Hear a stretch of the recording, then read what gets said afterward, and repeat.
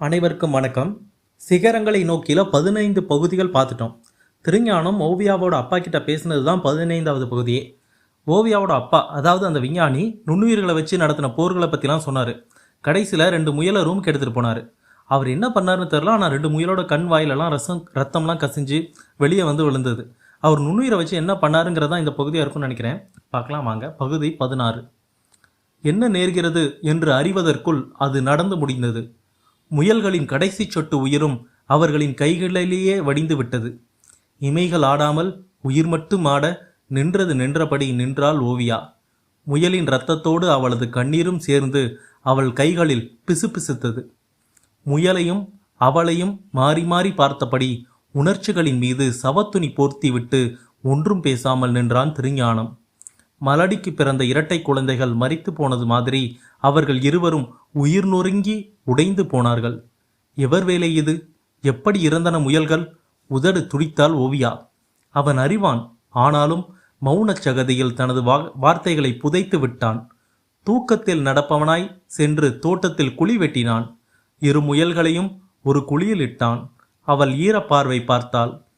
எழுந்து நில் ஓவியா, 2 நிமிடம் மௌனம் கொண்டாடுவோம். இந்த பூமியில் எந்த ஜீவனும் தாழ்ந்ததில்லை. ஜீவராசிகளுக்குள் உள்ளதெல்லாம் வெறும் வடிவ வித்தியாசம்தான். உயிரின் எடை ஒன்றுதான். ஒரு சாம்ராஜ்யத்தை விரிக்க முடிந்த ஒரு சக்கரவர்த்தியின் உயிரும் தன் வேரிலிருந்து ஓர் இலையை விரிக்க முடிந்த ஒரு புல்லின் உயிரும் ஒன்றுதான். மௌனம் கொண்டாடு ஓவியா. மரித்து போன உயிர்களுக்காக மௌனம் கொண்டாடு. முயல்களுக்கு வலிக்குமென்று மிருதுவாய் மண் தள்ளினான். புதைக்குழியின் தலைமாட்டில் 2 ரோஜா செடிகள் நட்டான். நினைத்து கொண்டான், இந்த ரோஜா செடிகள் மலர்விடும் காலத்தில் பூக்கள் பேசிக்கொள்ளும். எங்கள் முட்களே, உதிர்ந்து போங்கள். நாங்கள் சமாதானங்களின் சமாதியில் பூ பூத்திருக்கிறோம். 2 மெழுகுவர்த்திகள் தீர்ந்து 2ஆம் மெழுகுவர்த்தியின் கடைசி சுடரில் 3ஆம் மெழுகுவர்த்தி பற்ற வைக்க அவர்கள் முனைந்தபோது கதவு தட்டப்பட்டது. ஓடிப்போய் கதவு திறந்தாள் ஓவியா. வெளியே பரபரப்பாய் ஒரு பாமரர் கூட்டம். உடம்பு உருகிய பிறகும் இன்னும் எரிந்து கொண்டிருக்கும் மெழுகுவர்த்திகளாய் சில கிழவர்கள். வாழ்க்கையைப் போலவே மேலாடையும் கிழிந்து போன சில பெண்கள். சின்ன சின்ன வறுமைகளாய் சிறுவர்கள். தேக்குமர தேகம் கொண்ட இளைஞர்கள். கலங்கி வந்த கூட்டத்தை அவள் கண்களால் விசாரித்தாள். கத்திப்போல் விரைத்த காக்கி சட்டைகள் எங்கள் கந்தலை கிழிக்கின்றன தாயே. கஞ்சாவை தேடி தேடி அந்த லத்திகள் எங்கள் கஞ்சி சட்டிகளையும் உடைத்து விட்டன அம்மா. குதிரை லாடத்தில் சிக்கொண்ட பிளம்ஸ் பழமாய் பூட்ஸ் கால்களின் கீழே எங்கள் பிழைப்பே நசுங்கி பிதுங்குகிறதம்மா. கணிதமே அறியாத எங்கள் பெண்கள் கம்பி எண்ணுவது தகுமா? பொற்கட்டுக்குள் கஞ்சா இருந்தது நிஜமா? நிஜம்தானம்மா. ஆனால் சோற்றுக்குள் விஷம் வைத்தது காக்கைக்கு தெரியாதது மாதிரி கட்டுக்குள் வைத்த கஞ்சா எங்களுக்கும் தெரியாது. உச்சிமலை பண்ணையில் எங்கள் உச்சந்தலையில் பொற்காட்டை ஏற்றுவார்கள். குதிரை லாயத்தில் கொண்டு வந்து போடுவோம். இன்று அதிகாரிகள் மடக்கி எங்கள் கட்டை பிரித்ததில் உள்ளே கஞ்சா. புட்டியில் விஷம் இருந்தாலும் அது புட்டியில் ஒட்டுவதில்லை. எங்கள் கட்டுகளில் கஞ்சா இருந்தாலும் அதில் சற்றும் எங்களுக்கு சம்பந்தமில்லை. சந்தன கட்டைகளை கடத்த கழுதைகளை பயன்படுத்துவார்களாம். இவர்களுக்கு கஞ்சா கடத்துவதற்கு கழுதைகள் கிடைக்கவில்லை, எங்களை பயன்படுத்தி இருக்கிறார்கள். உக்கிரமான துணியில் ஓவியா கேட்டால், உச்சிமலை பண்ணை யாருடையது? கணவன் பெயரை உச்சரிக்க தயங்கும் கிராமத்து பெண்ணை போல் தயங்கி தயங்கி ஒருத்தி சொன்னாள், பேரூராட்சி தலைவர் பெரியசாமியுடையது. ஏறுங்கள் மனிதர்களை, ஏறுங்கள் மலை மேலே. ஒருவர் கையை இருவர் கோர்த்து ஒன்றுபடுங்கள். இதுவரை நாம் எல்லோரும் ஒரு கையால் தட்டியதில் ஒளியே எழும்பவில்லை. நாம் எல்லோரும் மொத்தமாய் சேர்ந்து இமைத்தாலே போதும், இடி இடிக்காதா? சற்றே திரும்பி சரித்திரம் பாருங்கள். ஊருக்கு ஒரு சாலை இல்லாத இந்தியாவில் ஆளுக்கு ஒரு சாலை. ஏன் இந்த இழிவு? ஜாதிகள், மதங்கள், இனங்கள், மொழிகள் இவையெல்லாம் வரப்புகளே, வெறும் வரப்புகளே. பல நூற்றாண்டுகளாய் நாம் வரப்பு தகராறில் நின்று வயல்களை தரிசு போட்டோம். இந்திய சாம்ராஜ்யத்தில் நாம் அரைஞான் கயிறுகள் அறுத்து எதிரிகள் கொடியேற்றியது அவர்களின் பலத்தால் அல்ல, நம்மவர்களின் பலவீனத்தால். 30 கோடி மக்களை 4 கோடி மக்கள் அடிமை கொண்டு ஆண்டது எப்படி? 800 ஆடுகளுக்கு ஒரு மெய்ப்பன் போதும். ஆமாம் தோழர்களே, நாம் ஆடுகளாய் எழுந்திருந்தோம். இனியேனும் உள்ளொளி பெறுவோம், ஒன்றுபடுவோம். மெல்லிய ரோமம்தான். கம்பளியை உங்களால் அறுக்க முடியுமா? கம்பளி என்பது ரோமங்களின் ஒற்றுமை. சின்ன சின்ன துளிகள்தாம். கடலை உங்களால் இறைக்க முடியுமா? கடல் என்பது தண்ணீரின் ஒற்றுமை. அலைகள் இன்னும் ஒன்று சேரவில்லை. அதனால்தான் பூமி இன்னும் பூ பூத்து கொண்டிருக்கிறது. ஒன்றுபடுங்கள், கலன்று விடாமல் கைகோர்த்து நில்லுங்கள்.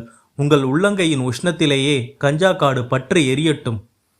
உச்சிமலை மீது இந்த ஒன்றுபடுங்கள் ஒற்றுமையை பற்றி ஓவியா சொன்னது ரொம்பவே நல்லா இருந்தது. அது இன்னொரு தடவை நான் வாசிக்கிறேன். ஏறுங்கள் மனிதர்களே, ஏறுங்கள் மலை மேலே, ஒருவர் கையை இருவர் கோர்த்து ஒன்றுபடுங்கள். இதுவரை நாம் எல்லோரும் ஒரு கையால் தட்டியதில் ஒளியே எழும்பவில்லை. நாம் எல்லோரும் மொத்தமாய் சேர்ந்து இமைத்தாலே போதும், இடி இடிக்காதா? சற்றே திரும்பி சரித்திரம் பாருங்கள். ஊருக்கு ஒரு சாலை இல்லாத இந்தியாவில் ஆளுக்கு ஒரு சாலை. ஏன் இந்த இழிவு? ஜாதிகள், மதங்கள், இனங்கள், மொழிகள் இவையெல்லாம் வரப்புகளே, வெறும் வரப்புகளே. பல நூற்றாண்டுகளாய் நாம் வரப்பு தகராறில் நின்று வயல்களை தரிசு போட்டோம். இந்திய சாம்ராஜ்யத்தில் நம் அரைஞான் கயிறுகள் அறுத்து எதிரிகள் கொடியேற்றியது அவர்களின் பலத்தால் அல்ல, நம்மவர்களின் பலவீனத்தால். 30 கோடி மக்களை 4 கோடி மக்கள் அடிமை கொண்டு ஆண்டது எப்படி? 800 ஆண்டுகளுக்கு ஒரு மெய்ப்பன் போதும். ஆமாம் தோழர்களே, நாம் ஆடுகளாய் எழுந்திருந்தோம். இனியேனும் உள்ளொளி பெறுவோம், ஒன்றுபடுவோம். மெல்லிய ரோமம்தான். கம்பளியை உங்களால் அறுக்க முடியுமா? கம்பளி என்பது ரோமங்களின் ஒற்றுமை. சின்ன சின்ன துளிகள்தான். கடலை உங்களால் இறைக்க முடியுமா? கடல் என்பது தண்ணீரின் ஒற்றுமை. அலைகள் இன்னும் ஒன்று சேரவில்லை. அதனால்தான் பூமி இன்னும் பூ பூத்து கொண்டிருக்கிறது. ஒன்றுபடுங்கள், கலன்று விடாமல் கைகோர்த்து நில்லுங்கள். உங்கள் உள்ளங்கையின் உஷ்ணத்திலேயே கஞ்சா காடு பற்றி எரியட்டும். உச்சிமலை மீது இளைஞர்கள் ஏறினார்கள். ஏரி ஈட்டிகளோடு ஏறினார்கள். முதியவர்கள் ஏறினார்கள். மூச்சு முட்ட ஏறினார்கள். சிறுவர்கள் ஏறினார்கள். சிராய்ப்புகளோடு ஏறினார்கள். கர்ப்பிணிகள் ஏறினார்கள். கால்வழுக்க ஏறினார்கள். குமரிகள் ஏறினார்கள். குளவையிட்டு ஏறினார்கள். எதுவரை ஏறப்போகிறோம்? லட்சியத்தை அடையும் வரை. உச்சிமலை ஏறி பார்வையை பரப்பினால் பள்ளத்தாக்கு முழுவதும் பச்சை பந்தல். காடு காடு, கஞ்சா காடு. 4 முதல் 6 அடி உயரம் கொண்ட கஞ்சா செடிகள். காடு முழுக்க காற்றில் அசைந்த போது அவைகள் போதையில் ஆடுவதாய் புலப்பட்டது. உள்ளங்கையைப் போல் ஐவிரல் கொண்ட இலைகள், பச்சை பச்சையாய் பூக்கள். இதில் கஞ்சா என்பது எது? இலையா, பூவா? தெரியாமல் கேட்டான் திருஞானம். கஞ்சா செடி ஒரு பிசின் பிரிற்றும். அந்த பிசினும் பூவும் சேர்ந்தால் கஞ்சா. பிசின் மட்டும் சாராஸ், இலையும் பிசினும் பங்கி. அறிந்து சொன்னான் ஓர் அனுபவசாலி. எப்போது மனிதன் இதை உட்கொள்ள ஆரம்பித்தான் ஓவியா? எனக்கு தெரியாது. அதர்வன வேதத்திலேயே கஞ்சா கொஞ்சம் கசக்கப்பட்டிருக்கிறது. அந்த கஞ்சா காட்டையே ஒரு மனித வட்டம் வளைத்தது. ஒரு ஜன சமுத்திரம் மலையேற கண்டு கஞ்சா காட்டு காவலர்கள் கடுகி மறைந்தார்கள். பற்றியது, தீ பற்றியது. பச்சை இலைகளில் பற்றி பரவியது. ஒரு சமுத்திரம் தீப்பிடித்த விசித்திரம் அது. பொசுக்குங்கள் தோழர்களே, பொசுக்குங்கள். புலன்களின் விரோதம் இது. பொசுக்குங்கள். எரிந்தது, மலை எரிந்தது.